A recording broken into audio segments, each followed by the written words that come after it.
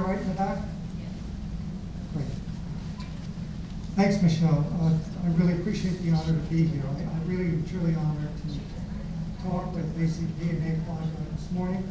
I'm especially grateful for the opportunity afforded by Michelle, but also for our friendship also. So when I was preparing for this talk, I took my initial slide here and put down what was in your PDF files, the Matthew Wolfen Educational Conference. And of course, not being either a pediatrician or OBGYN, I wasn't quite sure who Matthew Wolfen was. So I started to read about him and why this conference is dedicated to him. And of course, for all those in OBGYN, it's self-evident, but when you start to read it, the story goes back to about 1922, when Dr. Wolfen's mother was advised by her doctor that it probably wouldn't be wise to have a seventh child, given the fact that you have kidney disease, hypertension, etc. And she went and solicited other opinions, got more favorable opinions, and Dr. Wolfen was born, and dedicated his life to the unborn and the defenseless. So it's a great honor to be part of these societies and to address you today. I also thank Dr. Golden, excellent talk there about knowledge, motivation, skills, and support. Sort of life lessons in general. I took up speed skating about a year ago, and I told them right away about the motivation. The carrot and the stick both work for me. And, so I don't need to have the motivation for you all today. You have that. You have the skills. Maybe I can impart a little bit of knowledge to you that you can take out and perhaps be a little bit better armed when you go out and do your life's work when we leave here all today. And the objectives are already in the PDF files. I won't belabor this, but to say that I'll talk somewhat about embryonic stem cells, adult stem cells, and in the end, other pharmacologic strategies that facilitate endogenous repair.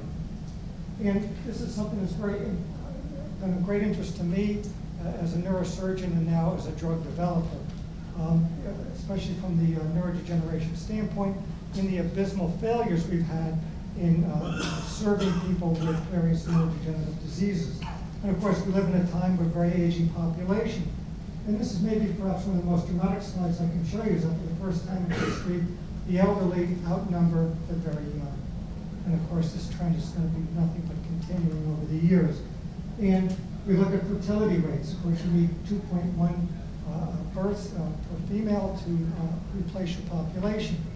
And Europe in particular is crumbling. I read a report while we were here, and we see Italy with a 1.4 fertility rate. And while we were here, the last stats came out for Italy, saying in its 154-year history of the modern state, the number of births last year was the lowest they've ever had. It dropped 3% in the last year, while deaths increased by 9%. So a lot of these countries are in real trouble. I've gone to some of the countries before and asked them what they're going to do about this, or how they're going to address neurodegeneration, the epidemic of Alzheimer's. And the answer was, we don't know. We just don't know. So when we talk about neurodegeneration, about cell replacement, I go back to the early days of Ramon Cajal, and a very sobering statement by him that probably a lot of you have already seen, perhaps in medical school. Once development was ended, the fonts of growth and regeneration of the axons and dendrites dried up irrevocably. In the adult centers, the nerve paths are something fixed and immutable. Everything may die, nothing may be regenerated.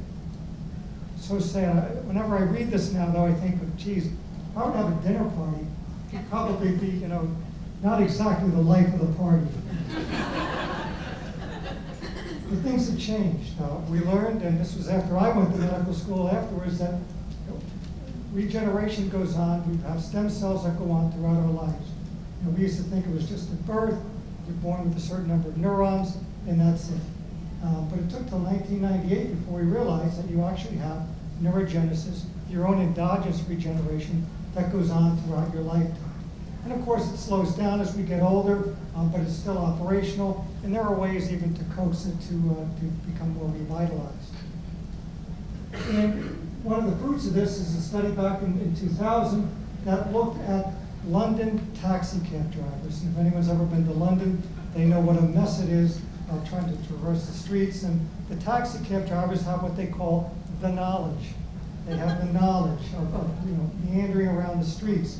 And they did a study here, and you can't see this from the back, but this is their posterior hippocampal volume, anterior hippocampal volume, and their time as a taxi cab driver measured out in months. And you can see here the positive and negative correlations of how long they've had that knowledge for and what their hippocampus did. So there's 2 points here. One is the plasticity of the brain, and the other is to say you'll read a lot of articles that say, aha, well, look at this. Look at these transgender people. Look at these gay people here. And look at their MRIs. It tells you that this is hardwired. No. What it tells you is that brains are plastic and they respond to their environments over time. So people shouldn't be seduced or deluded into thinking that this is the way it always was. You're looking at typically one point in time. And if you'd looked maybe 5 years earlier, it would have been an entirely different story. So when we think about CNS diseases, there are a number of different ways we can think about these. We can think about particular disease targets. Then some of these are more selective, for example, like Parkinson's on the left, or more generalized, Alzheimer's, or even more generalized than that, striking various areas of the brains like stroke and traumatic brain injury. Or we can think of them in their level of incidence and how likely people are to be affected, and how much benefit there can be to society. For example, your chances of ALS are roughly 1 in 100,000. And we'll talk a little bit later on about hearing loss. Your chances of having hearing loss in your lifetime are 1 in 4. You're extremely likely to have it. And probably most of us at our age are probably having some effect of this already, mostly epitomized by being in a loud room, where if you're in a library-like setting, no problem.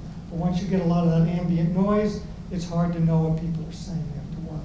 And it'd be very difficult to know at the end of a nice meal with your friends if someone was saying, "Can you pass the cheese?"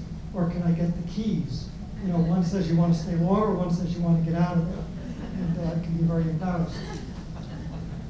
And so how can we think of regenerative strategies, biologic strategies? On the left, something we won't talk about too much, the immunologic strategies like vaccines and monoclonal antibodies, MABs, are very much in vogue, so passive and active sort of immunizations, versus the non-immunologic, which we'll talk more about today, cell therapies, gene therapies, non-MAB proteins like trophic factors, glial-derived neurotrophic factor, BDNF, brain-derived neurotrophic factor.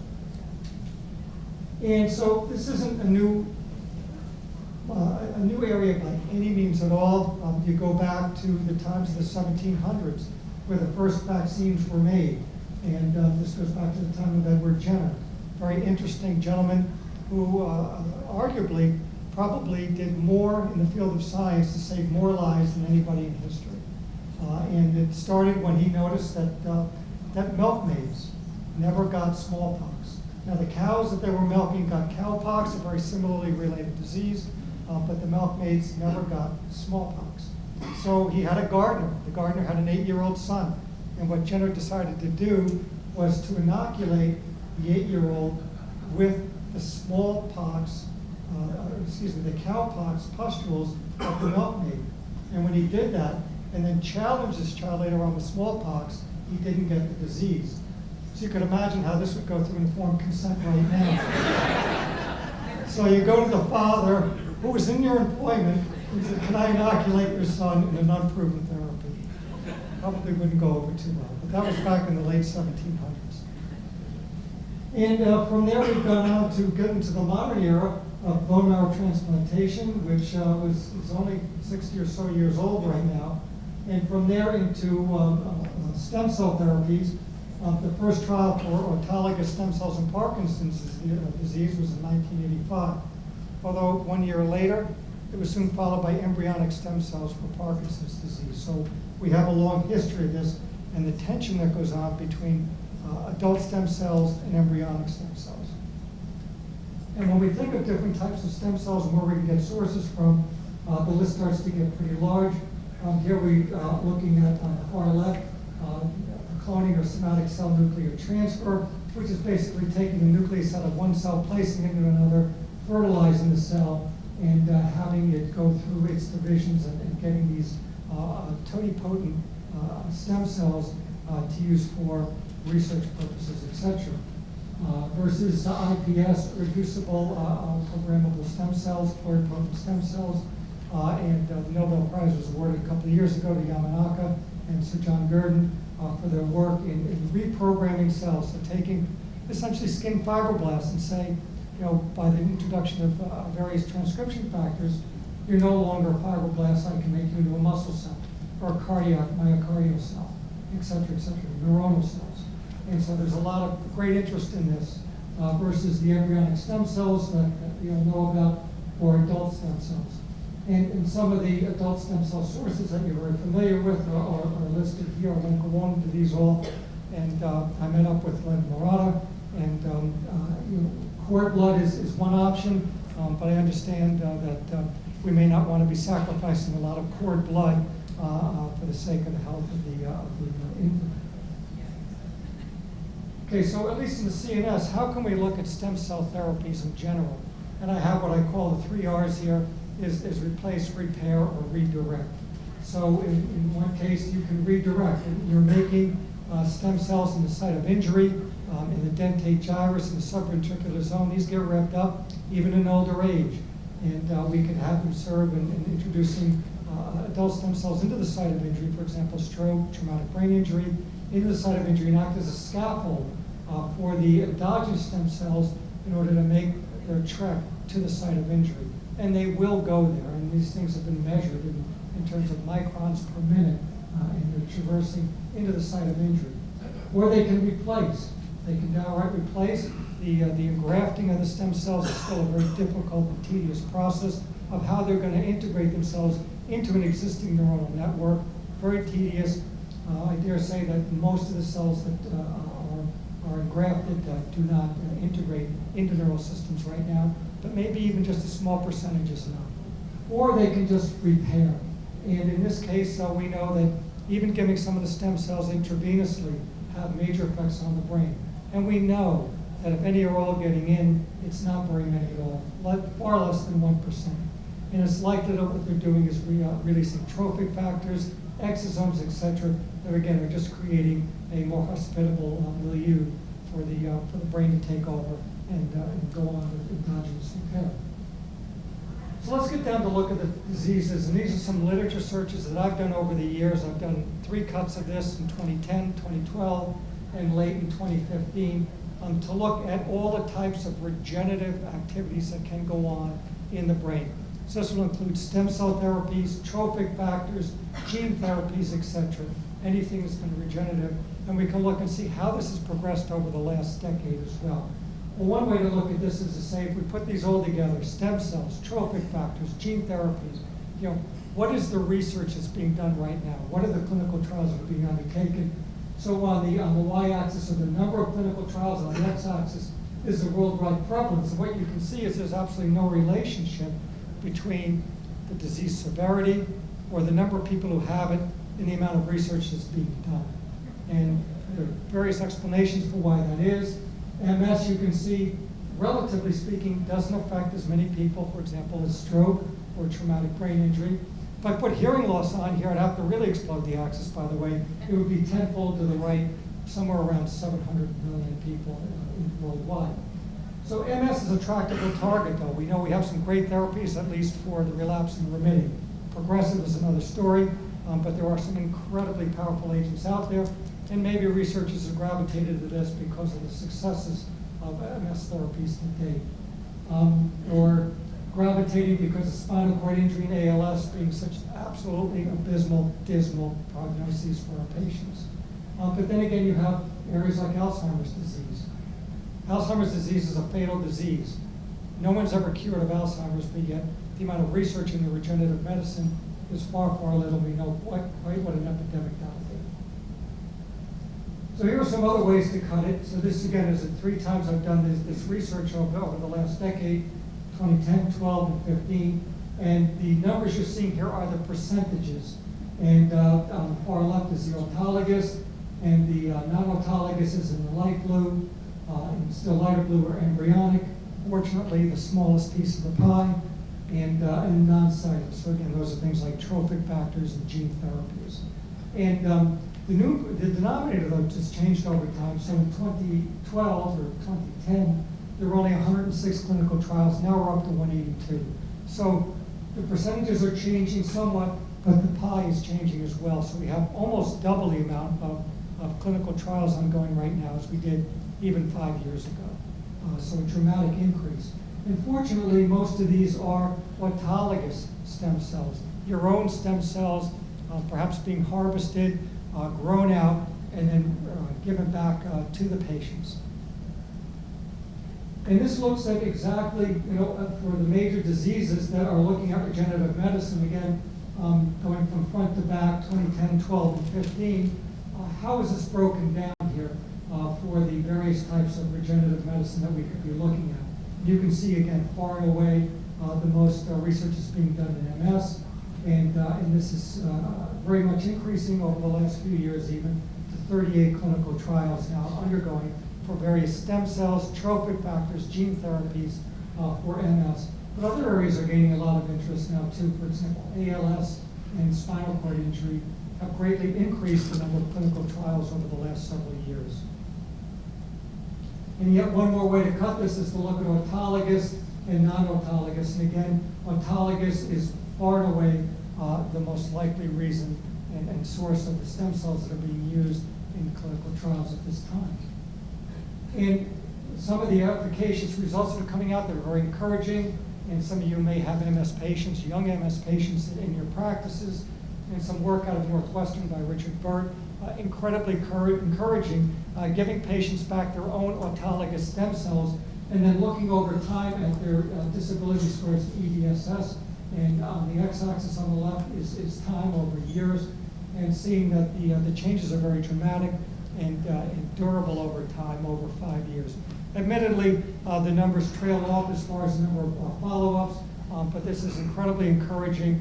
And the fact is that once these folks have these autologous stem cells replaced into them, they're taking off all of their other therapies. So they're not having any rescue therapies, they're not having the Tecelvis, the natalizumabs, or Tecfideras out there. They're really in a great shape and very durable response. And this goes to show that the great majority of these folks are also have relapse-free survival for a number of years now. So again, incredibly encouraging work with adult autologous stem cells.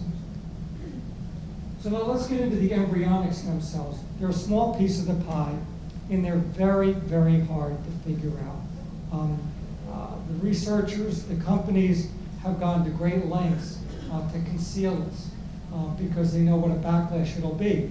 And you're all busy in your practices.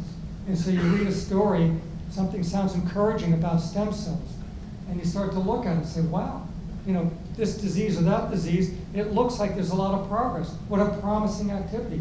What kind of stem cells are they using? And they'll say, oh, it's such and such a cell line. You say, well, I want to know more. Is that an adult stem cell? Are they embryonic stem cells? So you start to look and you start to Google, and probably after a minute or two you give up because you just don't have the time. Because I can tell you, it takes a lot of work. It could take me 15 minutes to an hour sometimes to find out where exactly that cell line was from. And nobody's got the time to do that. You're just too darn busy. And you say, well, I'll get back to another time. I just don't have even 5 or 10 minutes to spare, let alone an hour to find out. Sometimes you even have to call the manufacturers and ask them. And it boils into that sometimes. So there aren't a lot out there, but I do want to spend some time on this because, at least from a CNS standpoint, you'll understand at least the universe of embryonic stem cells, and then essentially anything else is safe. It's iPSC cells or adult stem cells, either autologous or allogeneic. So these are the areas right now. This is at least of November 2015. I'll add one more to that. There's one more in spinal cord injury right now. So there are actually 9 clinical trials in CNS that deal with embryonic stem cells. And this calls out the areas that they're in, which is spinal cord injury, stroke, or ALS. And on the bottom are the organizations or universities that are conducting these. So the major companies that are looking at this are Neurostem, Stem Cell Inc., and Reneuron. And let's go into this a little more deeply. So when we look at the research, If we look at the various groups that are conducting this, Stem Cells Inc., Neurostem, in vivo is about to start some studies in spinal cord injury. Asterias has just started a spinal cord injury, and Stem is looking at ALS. And there are also suppliers, companies and organizations that are supplying human embryonic stem cells, although they themselves are not doing the actual research on it. And this shows you some of the interesting statements, and one I just mentioned before, and this is from Reuters, and I highlighted down below, is a company, Geron, who sold their product to Asterias, is now continuing the work of embryonic stem cells for spinal cord injury. And it says here in this Reuters report, Geron chose to abandon the stem cell therapy, not because they didn't think it would work, but because the research got embroiled in the abortion debate, prompting many biotech companies to stay quiet about their research. They will not advertise that they're doing embryonic stem cells.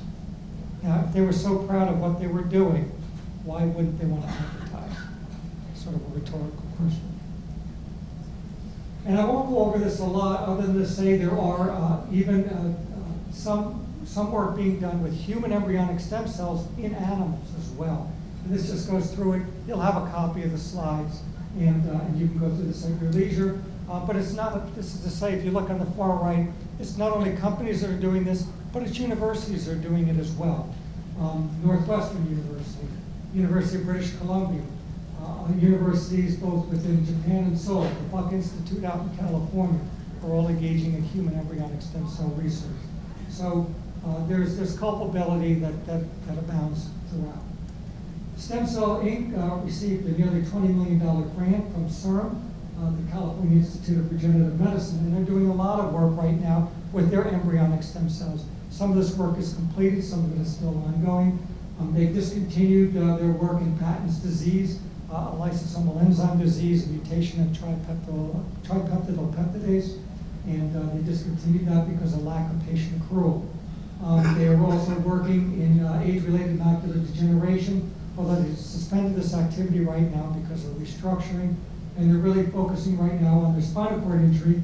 They did treat some youngsters with Plasticity disease, and those data are pending right now after a 5-year study. So you might see this in the press. It's supposed to be released this month.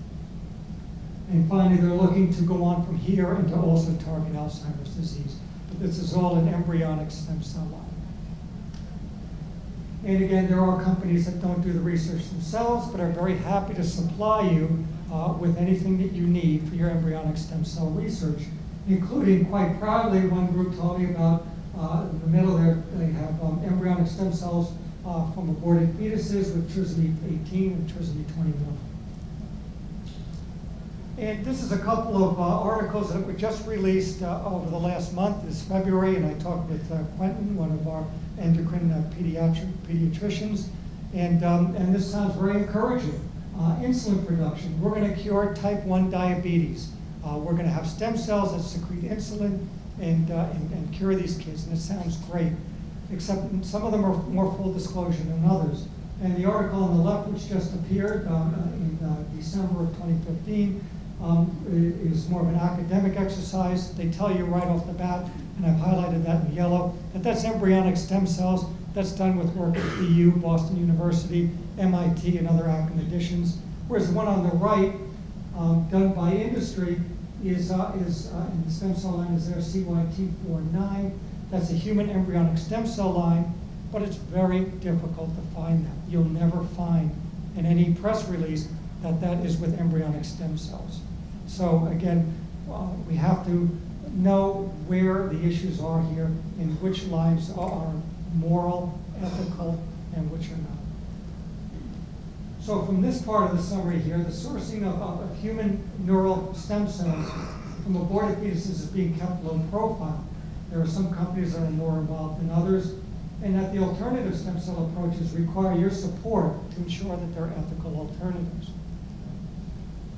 Now, one of the statements that is made a lot, and this is again from an opinion, scientists say aborted babies are essential for research, yet no one has ever been cured. That's true. And that's one of the arguments that can be made, but I will posit it shouldn't be our main argument. You know, what if tomorrow it happens to cure somebody? Well, then your argument crumbles, because then people have been cured. The bottom line is, no matter what it does or doesn't do, it's immoral, it's unethical. And that's really where the argument needs to start. Yes, it's nice that there are very few right now that are doing embryonic stem cell. It's certainly bolstered by the fact that no one's ever been cured. But again, those are secondary arguments in my opinion. So let's get on to some gene therapies as well. And again, this is all CNS centric, and there are a number of gene therapies ongoing at the moment. But I do want to focus on hearing loss, because whether you're dealing with the two ends of life, the beginning or the end, hearing loss affects a number of individuals, whether it's genetic, iatrogenic, which happens a lot now in our society with various iPods, etc., or whether it's just simply the parts are wearing out, the age-related hearing loss. And so this is my rendition of 3 bins here: the noise exposure, aging presbycusis, and of course, just like things like Alzheimer's disease, very few people have a pure disease. Typically, this is sort of an amalgamation of hits over time between noise, presbycusis, or a simple neurodegeneration. After the age of 40 or so, we start losing anywhere from 0.5 to 1 decibel a year. Sad to think of, but it's much like most other organ systems. And on the right, I've lumped together diseases, toxicity, drug toxicities, genetics, et cetera, et cetera. And right now, up until now, until the last few years, really, if you had hearing loss, what were the alternatives? Well, they were devices. You had hearing aids and you had cochlear implants. We all know the problems with hearing aids, everything from the stigma of hearing aids to the fact that they just plain don't really work well. Yes, again, if you're in a library-like atmosphere, they're great, but most people with hearing aids are very frustrated when they get into a noisy environment, like going out to dinner with their friends, because it's still very difficult to pick up in a crowded, noisy environment. And the same goes to some extent for cochlear implants. The problem also with cochlear implants is that they've gotten so good for people with profound hearing loss, meaning no meaningful hearing at all, that they've been extended now to people with severe hearing loss, i.e. you could have hearing loss as little as 70 decibels, so having some usable hearing. Well, we found that up to half of the people that have a cochlear implant implanted lose their hearing. Sometimes it happens immediately, sometimes it happens over a period of months. So this is very much frustrating the device companies that are making cochlear implants, because yes, on the ledger, they're good, but if you have some residual hearing, you have a significant likelihood of losing your hearing. And so we've gone on now to think about pharmacologic therapy. And this is an area that captivated me right around 2010 when I took over a program for an AMPA potentiator. AMPA is a glutamate receptor. Glutamate is the major excitatory transmitter in the brain, by far. And there are various subtype receptors. AMPA, some of you might have learned in medical school, is the old quisqualate receptor, and there's the kainate receptor, and there's the NMDA receptor, the N-methyl deaspartate receptor, and all of these bind at the glutamate receptor and facilitate glutamate release, or in this case, the AMPA potentiator, what it does is bind at another site, and you can think of it as allowing glutamate to have a longer hang time. Glutamate needs to be around, but if it is around, it'll allow it to hang out for a longer period of time, so you basically get more bang for the buck. And when I started to investigate this agent, which is being developed for cognition, I also said, well, where else is it in the body? Does the pancreas have AMPA receptors? Well, maybe we should be looking at glucose. Or is it in platelets? Could it cause bleeding diathesis, et cetera, et cetera? What I found is that it's in sensory organs, specifically in the ear. And so if you look, and this is a rendition of an inner hair cell, the flask-shaped cell where it binds in that blue to the auditory neurite and allows for hearing transduction into the central nervous system. That little area there in green with the big yellow arrow is the ribbon synapse. And those ribbon synapses are AMPA. And so they potentiate glutamate. And so you might imagine, it might be hypothesized, that if we could increase the amount of glutamate, perhaps we could improve hearing. Much like the cholinesterase inhibitors do for Alzheimer's disease. They just allow acetylcholine to stay around for a longer period of time by not degrading the acetylcholine as quickly. And so on the basis of that, I went to our organization and convinced them that we should get into this area. It had never been done before. No one had ever looked at a pharmacologic therapy for hearing loss. People thought it was quite humorous at first, that we're going to actually develop a drug for hearing loss. And of course, the more they laughed, I knew we were onto something really big. And pretty soon the laughing stopped and people started taking it seriously. And now there are a large number of studies ongoing right now looking at hearing loss, everything from gene therapy to cell therapies. I'll show you a few of them right now. And we were able to conduct the first trial ever for age-related hearing loss for pharmacologic therapy. And this was published last year in JAMA. But there are other ones that are probably more near and dear to your heart. For those of you that are pediatricians, you probably have kids in your practice that face extremely difficult situations. Hearing loss due to aminoglycosides, or the poor kid who has some type of cancer that's amenable to chemotherapy such as cisplatin, which attacks the outer hair cells. And in particular mutations, these kids are almost certain to lose their hearing. And so we've gotten very good at many of our oncologic therapies. And because of this, kids are living a lot longer periods of time. And how do we deal with this here? And this is a kid here with Niemann-Pick type C. He's being given cyclodextrin. So this was an article in the Wall Street Journal, deaf or death. And so we have to think of ways to mitigate this. And when we look at all the reasons for kids to have hearing loss, roughly half of it is because of genetic, others due to other reasons, for example, the drugs that we use or various infections. And we've gotten now very good at delivering the drugs to where they need to go, either the round window or the oval window. The oval window is where the stapes is and the conducting bones, and the round window is also a conduit here. And so we've gotten quite good now at placing drugs at these sites so that they can have direct access to the perilymph and endolymph, which bathes the inner and outer hair cells, and hopefully get them to improve. Now there's also a study right now going on transducing a gene called ATO1. ATO1 is embryologically very, very important. It allows you to have the cell fate of particular cells to be made into hair cells. And without the ATO1, you wouldn't have your hair cells. But this becomes dormant soon after birth. And the idea right now is that by introducing this gene through an adenovirus, AD5, we can improve hearing in these individuals. We can actually get their supporting cells to transdifferentiate, to go from a cell fate of being a supporting cell to being a hair cell and improve it. Experimentally in animals it's worked. We don't know whether or not this will work in humans.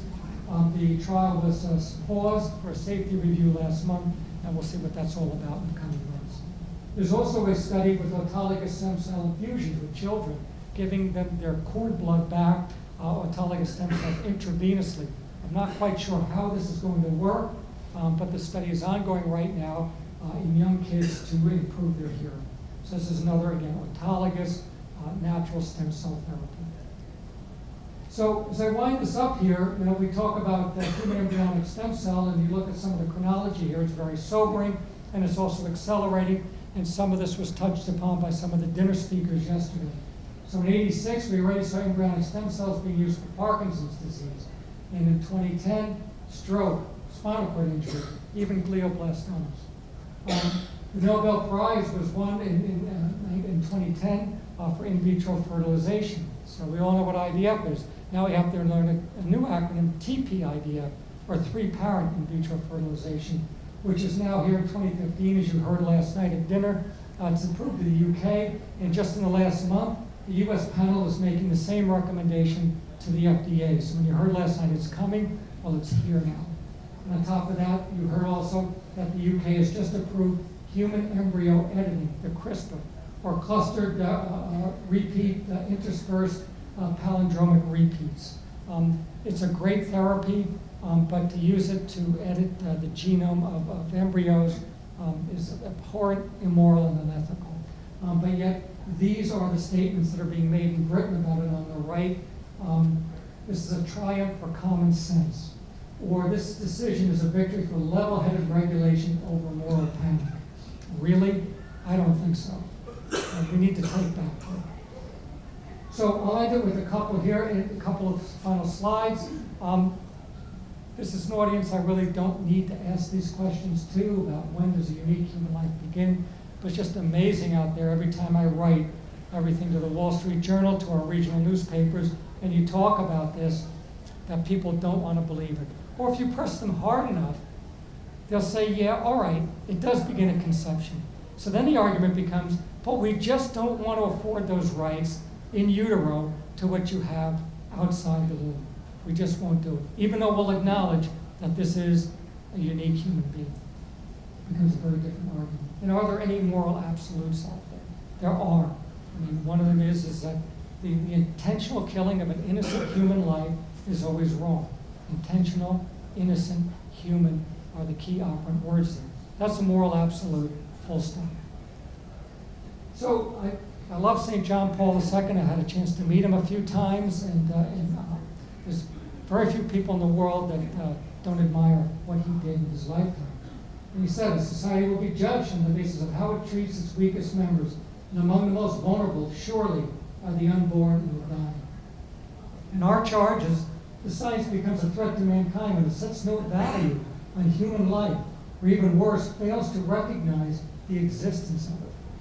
Although science has demonstrated unparalleled advances, it must recognize a higher standard than its own mere capabilities. When I was in medical school and as a resident training for neurosurgery, you could teach most people the technical skills, but it's when to use them. So, again, we have the capabilities, so it's when do you use them? And the final couple of slides here to conclude. We have lifelong plasticity that we need to tap into. Beyond that, there's repair and remodeling. When we can't repair and remodel, then we think of replacing. This can easily be done with iPSC cells or with adult adult stem cells that are not embryonic. And again, the important argument here is the ethics. It's not whether or not embryonic stem cells can cure somebody or not. That's a tough argument to win. This is very simple. So there are many critical issues here, defining the boundaries and linkage of scientific advancement with truth and freedom. And of course, we know that freedom is not the ability to do whatever you want. That's not freedom. Freedom is the ability to do the right thing. And I have here, my own word here is compatibility of religion and science. I call that reliance. Religion must rely on science to explain the mechanics of the universe, but science must rely on the religion to explain the meaning of the universe. So I'll end there, entertain questions if we have time. But again, thanks very much. I'm really honored to be here tonight.